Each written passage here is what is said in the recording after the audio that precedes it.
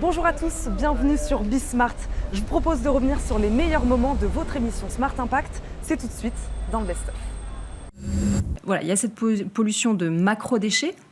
Et après, il y a une autre pollution qui est du coup liée à la dégradation du plastique. C'est une matière qui se dégrade très lentement, qui met plus de 400 ans à se dégrader, mais elle se dégrade quand même du coup en microplastique relativement rapidement. Et donc du coup, s'ajoutent aux macro-déchets les micro-déchets plastiques qui sont liés à la dégradation des déchets plastiques. Parce qu'en fait, dans le monde, on recycle que 9% du plastique. En France, on est à 20-25% selon les émetteurs de chiffres. Donc, c'est très faible. Donc, il faut améliorer le recyclage. Il faut mieux trier. Donc, ça fait partie des solutions. Mais c'est nettement insuffisant. Les efforts et des gouvernements et des entreprises ne sont pas à la hauteur des enjeux.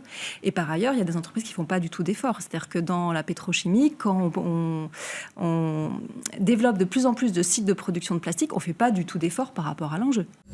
Et en fait, il y a à peu près 40% des plastiques qui sont à usage unique ou à usage très court.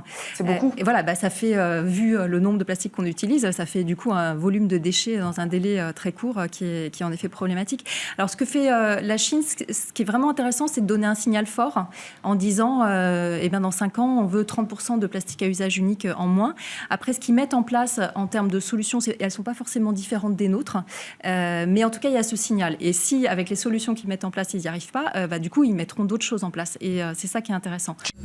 La bonne pratique du jour, Eva, est celle de Jeunes Reporters pour l'Environnement. Ce concours dévoilait hier les lauréats de son édition 2020. Le premier diagnostic à faire, c'est qu'est-ce que je peux réduire, qu'est-ce que je peux supprimer. On n'est plus dans l'ère du suremballage où les marques veulent communiquer à outrance, où la surface d'expression, finalement, est synonyme de la puissance de la marque. Aujourd'hui, je pense qu'il y a un regard citoyen et du consommateur qui change. Le débat actuel a pour mérite de reposer la solution et le rôle. Quel est le rôle central de l'emballage ? Voilà. Qu'est-ce que l'emballage ? Qu'est-ce que l'emballage ? Quand a-t-on besoin d'un emballage ? Jusqu'où a-t-on besoin d'un emballage ? Il y a beaucoup de solutions, où il y a beaucoup de situations où effectivement on peut penser différemment à l'emballage. On arrive quand même à un niveau où l'emballage est indispensable. On parle beaucoup du vrac. Même dans le vrac, effectivement, l'emballage reste indispensable. Parce qu'aujourd'hui, il y a deux grands phénomènes. Le premier phénomène, c'est l'obsolescence accélérée des produits. Et de plus en plus de produits tombent en panne de plus en plus rapidement et les gens en ont marre. Et le deuxième phénomène qui est de plus en plus important, c'est que les gens veulent consommer mieux, sauf qu'ils n'ont pas d'informations sur comment identifier un produit durable. C'est déjà la fin de votre émission Smart Impact, mais on vous retrouve très vite avec Émilie. Oui, Eva, on vous retrouve très vite pour de nouvelles solutions durables.